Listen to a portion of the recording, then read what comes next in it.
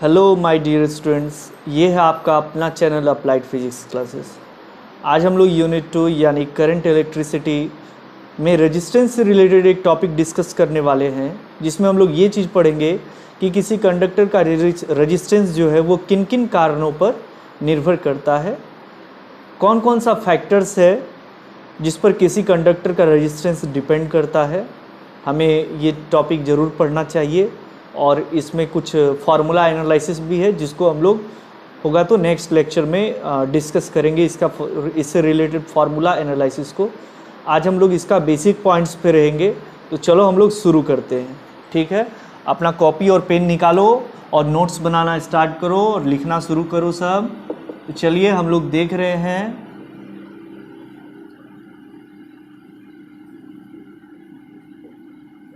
Factors that affecting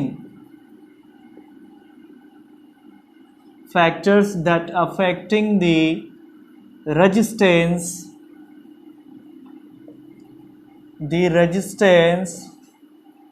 of a conductor. Factors that affecting the resistance of a conductor, यानी किसी चालक का जो प्रतिरोध है उस पर किन किन कारणों का प्रभाव पड़ता है, तो ये चीज़ हम लोग देखने वाले हैं। तो हम लोग लिखेंगे the resistance of a conductor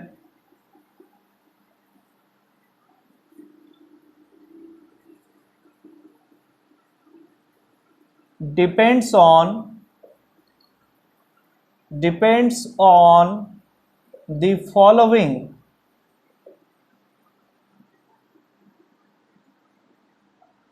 factors। ठीक है, क्लियर है।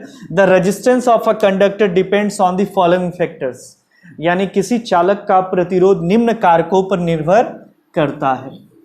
किसी चालक का प्रतिरोध क्या बोलेंगे हम लोग, निम्न कारणों पर निर्भर करता है। तो देखो इसमें 4 फैक्टर्स हैं और इससे एक फॉर्मूला भी निकल के आएगा और नेक्स्ट लेक्चर में हम लोग इसके फॉर्मूला का एनालिसिस भी करेंगे। तो बड़ा ध्यान से देखो और अच्छे से नोट्स प्रिपेयर करो तुम लोग। तो इसमें बेसिकली 4 फैक्टर्स है, जिसमें कि फैक्टर नंबर 1 जो है, ध्यान से सुनो क्या कह रहा है।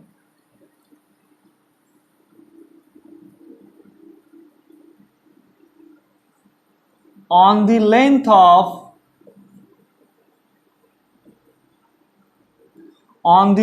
Of conductor. ठीक है, ये जो पहला फैक्टर है ये क्या है, कंडक्टर का लेंथ पर डिपेंड करता है। ठीक है ना, कंडक्टर का किस पर डिपेंड करता है, रेजिस्टेंस उसके लेंथ पर भी डिपेंड करता है। कैसा डिपेंडेंसी है, तो the resistance of a conductor is directly proportional to the length of the conductor. इसका मतलब ये हुआ, कोई कंडक्टर जितना लंबा होगा, जितनी उसकी लंबाई ज़्यादा होगी उसका रेजिस्टेंस उतना ही क्या होगा, ज़्यादा होगा, और जितनी उसकी लंबाई कम होगी उसका रेजिस्टेंस भी उतना क्या होगा, कम ही होगा। देयरफॉर एक मैथमेटिकल रिलेशन यहाँ पर हमको देखने को मिलेगा।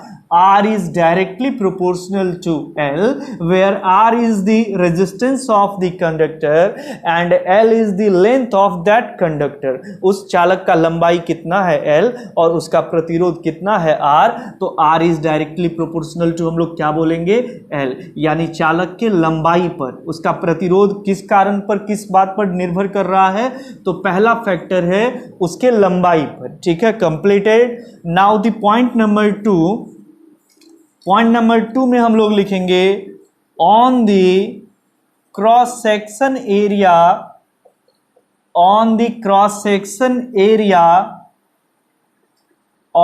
कंडक्टर।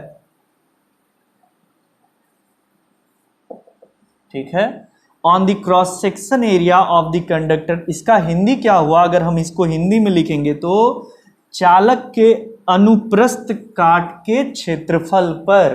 ध्यान से सुनिए इसका हिंदी, चालक के अनुप्रस्थ काट के क्षेत्रफल पर, यानी on the cross section area of the conductor. ये क्रॉस सेक्शन एरिया सब क्या होता है, ये हर एक पॉइंट्स हम लोग प्रीवियस लेक्चर सब में डिस्कस कर चुके हैं। अगर आप लोग नहीं देखे हैं तो पहले वो सारा वीडियो प्रीवियस देखिए, करंट इलेक्ट्रिसिटी का प्लेलिस्ट में जाकर के सारा वीडियो पड़ा हुआ है, उसको पहले वॉच कीजिए, तभी ये सब चीज़ें समझ में अच्छे से आएगी, नहीं तो फिर थोड़ा सा प्रॉब्लम हो सकता है।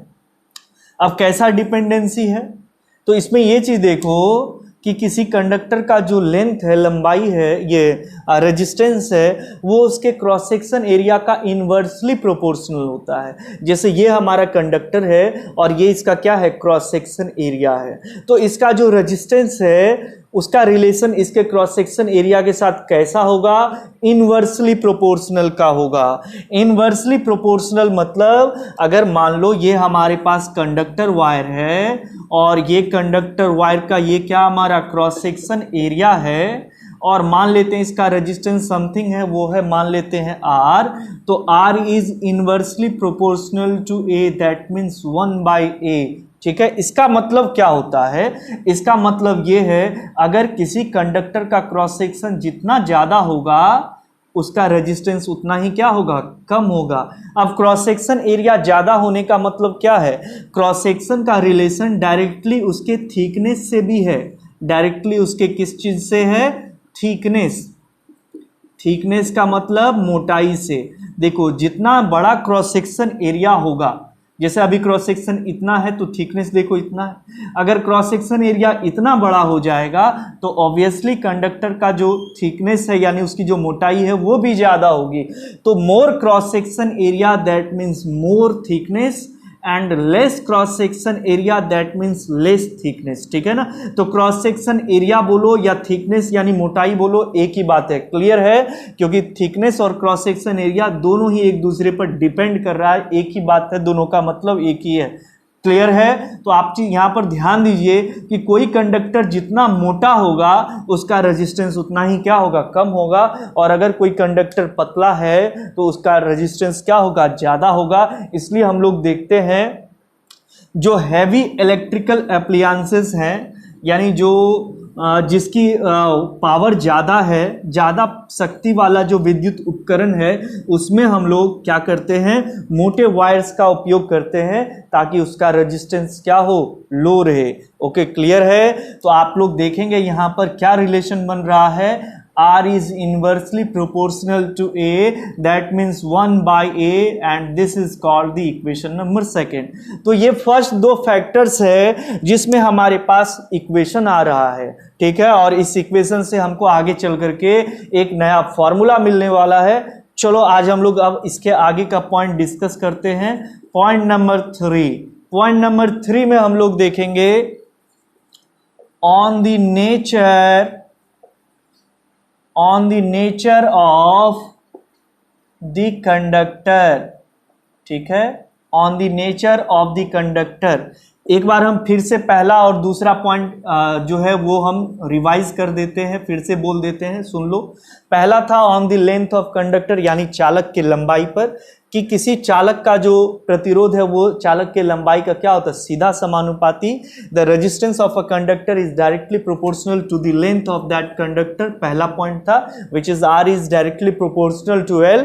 पॉइंट नंबर 2 में हम लोगों ने लिखा है on the cross section area of the conductor, यानी चालक के अनुप्रस्थ काट के क्षेत्रफल पर, and the resistance of a conductor is inversely proportional to the cross section area of that conductor, यानी किसी चालक का प्रतिरोध उसके अनुप्रस्थ काट के क्षेत्रफल का क्या होता है, व्युत्क्रमानुपाती होता है, इनवर्सली प्रोपोर्शनल का मतलब। ठीक है, थर्ड पॉइंट है on the nature of the conductor. Nature यानी इसको अगर हम हिंदी में लिखेंगे तो हम बोलेंगे चालक के प्रकृति पर। क्या बोलेंगे हम लोग, चालक के प्रकृति पर, चालक के प्रकृति पर हम बोलेंगे इसमें। ठीक है ना, यानी किसी कंडक्टर का जो रेजिस्टेंस है वो उस कंडक्टर के नेचर पर भी डिपेंड करता है। अब नेचर का मतलब क्या है यहाँ पर नेचर का सीधा मतलब है कि वो जो कंडक्टर है वो कौन से मेटल से बना हुआ है, वो जो कंडक्टर है वो कौन से मेटल से बना हुआ है, वो एल्युमिनियम से बना हुआ है या हमारा कॉपर से बना हुआ है या आयरन से बना हुआ है। तो क्योंकि डिफरेंट डिफरेंट जो मटेरियल्स हैं, जो डिफरेंट डिफरेंट मेटल है, उसका रेजिस्टेंस भी क्या होता है अकॉर्डिंग टू द मेटल, वो चेंज होते रहता है। जैसे एल्यूमिनियम का रेजिस्टेंस अलग है, कॉपर का रेजिस्टेंस डिफरेंट होगा, जैसे सिल्वर का रेजिस्टेंस डिफरेंट होगा। तो यहाँ पर नेचर का मतलब है कि वो जो कंडक्टर है वो कौन से मेटल से बना हुआ है, और डिफरेंट डिफरेंट मेटल का रेजिस्टेंस भी क्या होगा, डिफरेंट डिफरेंट होगा। This is the point number 3। Now the point number 4। अब पॉइंट नंबर 4 पर हम लोग ध्यान देंगे on the temperature, on the temperature of the conductor. इसको हम हिंदी में क्या बोलेंगे, चालक के तापमान पर। क्या बोलेंगे हिंदी में, चालक के तापमान पर। क्लियर है। तो इसमें हम लोग डील कैसे करेंगे इसको, देखो तीसरा और चौथा में कोई ऐसा फॉर्मूला नहीं है, हालांकि ये 4th नंबर वाला जो है पॉइंट, इसका हम फॉर्मूला बना सकते हैं कि सपोज करो ये हमारे पास एक कंडक्टर वायर है और 25 डिग्री सेल्सियस पर इसका रेजिस्टेंस जो है वो सपोज कर लेते हैं 70 ओम है, तो 37 डिग्री सेल्सियस पर इसका रेजिस्टेंस कितना हो जाएगा, ये हम मैथमेटिकल फॉर्मूला के थ्रू फाइंड कर सकते हैं। ये हम लोग इसी यूनिट में आगे चल करके पढ़ेंगे, TCR, temperature coefficient of resistance. उसमें हम आप लोग को ये फॉर्मूला बताएंगे और इसमें न्यूमेरिकल भी करना सिखाएंगे कि कैसे जो है अगर 25 डिग्री सेल्सियस पर 70 ओम का रेजिस्टेंस है तो 37 डिग्री सेल्सियस पर उसका रेजिस्टेंस कितना हो जाएगा। ये तो फिक्स है कि इंक्रीज होगा, क्यों, क्योंकि हम लोग मेटल का बात अगर करेंगे, है ना, अगर मेटालिक कंडक्टर का बात करेंगे तो विद राइज इन टेम्परेचर उसका रेजिस्टेंस भी क्या होगा, राइज होगा। यानी तापमान अगर हम बढ़ाएंगे तो धात्विक चालक यानी मेटल से बना कंडक्टर का प्रतिरोध भी क्या होगा, बढ़ेगा, और अगर हम तापमान घटाएंगे तो मेटल से बने कंडक्टर का प्रतिरोध भी क्या होगा, घटेगा। लेकिन सेमीकंडक्टर में इसका उल्टा होता है ना। देखो कंडक्टर जो मेटल से बना कंडक्टर है उसमें क्या होता है कि अगर आप टेम्परेचर बढ़ाएंगे तो रेजिस्टेंस भी क्या होगा, बढ़ेगा, टेम्परेचर घटाएंगे तो रेजिस्टेंस भी घटेगा। लेकिन ये किस में होगा, मेटालिक कंडक्टर में, ठीक है ना, मेटालिक कंडक्टर में ऐसा होता है। लेकिन अगर मान लो सेमीकंडक्टर हम लोग यूज करें सर्किट में तो वो उल्टा होता है, टेम्परेचर अगर बढ़ाएंगे तो उसका रेजिस्टेंस क्या होगा, डिक्रीज होगा। तो पॉइंट नंबर 4 आप लोग फिर से ध्यान से सुनिए, on the temperature of the conductor, इसका मतलब है चालक के तापमान पर, है ना। किसी चालक का प्रतिरोध उसके तापमान पर भी निर्भर करता है। कैसी निर्भरता है तो हम आगे लिखेंगे इसमें, किसी चालक का टेम्परेचर बढ़ने से उसका रेजिस्टेंस भी बढ़ता है और टेम्परेचर घटने से उसका रेजिस्टेंस भी घटता है, ठीक है ना। अब इसका क्या रिलेशन फॉर्मूला है वो हम लोग आगे चल के पढ़ेंगे, अभी इसका फॉर्मूला का जरूरत नहीं है। आगे जब हम लोग TCR, temperature coefficient of resistance और टेम्परेचर कोएफिशिएंट ऑफ रेजिस्टिविटी का टॉपिक पढ़ेंगे तब उसमें हम लोग ये चीज पढ़ेंगे कि कितना टेम्परेचर इंक्रीज करने से कितना रेजिस्टेंस इंक्रीज होगा, वो हम लोग आगे के टॉपिक में डिस्कस करेंगे, इसको हम लोग। क्लियर है। तो एक बार आप लोग फिर से सुन लीजिए, on the temperature of the conductor यानी चालक के तापमान पर। तो the resistance of a conductor is depends on the temperature of that conductor. If temperature increases then resistance also increases. Clear है। अगर हम तापमान बढ़ाएंगे तो चालक का जो प्रतिरोध है वो भी बढ़ेगा। क्लियर है पॉइंट। अब हम लोग आगे इसमें फाइंड करेंगे, आगे हम लोग इसमें पढ़ेंगे अब रेजिस्टिविटी के बारे में। ये जो इक्वेशन फर्स्ट और सेकंड है इसको मिलाकर के हम लोग क्या करने वाले हैं, एक नया क्वांटिटी यहां पर देखेंगे रेजिस्टिविटी के बारे में। एंड फिर ये जो first equation R is directly proportional to L है और second R is inversely proportional to A है, इससे मिला करके एक फॉर्मूला हमारा आने वाला है, इसको मिला करके हमारा एक फॉर्मूला आने वाला है और इस फॉर्मूला में हम लोग डिस्कस करेंगे स्पेसिफिक रेजिस्टेंस और रेजिस्टिविटी का, स्पेसिफिक रेजिस्टेंस और RESISTIVITY रेजिस्टिविटी का, और फिर हम लोग इस फॉर्मूला का क्या करने वाले हैं, एनालिसिस। इस फॉर्मूला का हम लोग करेंगे एनालिसिस। इसको हम लोग पढ़ेंगे नेक्स्ट लेक्चर में, तब तक आप लोग इसको कंप्लीट कर लीजिए। नेक्स्ट लेक्चर में हम लोग ये देखेंगे कि अगर किसी कंडक्टर का लेंथ को हम बढ़ा दें, है ना, अगर मान लो कोई कंडक्टर, जैसे ये कंडक्टर है, इसका लेंथ को हम डबल कर दें, ट्रिपल कर दें, तो इसका रेजिस्टेंस कितना हो जाएगा। जैसे अभी इसका लेंथ सपोज कर लेते हैं 5 मीटर है ना, या 1 मीटर है, कुछ भी सपोज कर लेते हैं, और इसका रेजिस्टेंस 10 ओम है। तो अगर इसका हम जो 1 मीटर से लेंथ को अगर हम 2 मीटर कर दें, तो अब इसका न्यू रेजिस्टेंस कितना हो जाएगा, वो कैसे फाइंड करेंगे। या इसका क्रॉस सेक्शन को हम डिक्रीज इंक्रीज कर दें, तब इसका रेजिस्टेंस पर क्या इफेक्ट होगा, वो कैसे फाइंड करेंगे। तो वो हम लोग फॉर्मूला एनालिसिस में देखेंगे टर्म को। क्लियर है पॉइंट। आज का ये टॉपिक खत्म हो गया। अब हम लोग नेक्स्ट लेक्चर में मिलेंगे इसके बाद। चलो, थैंक यू।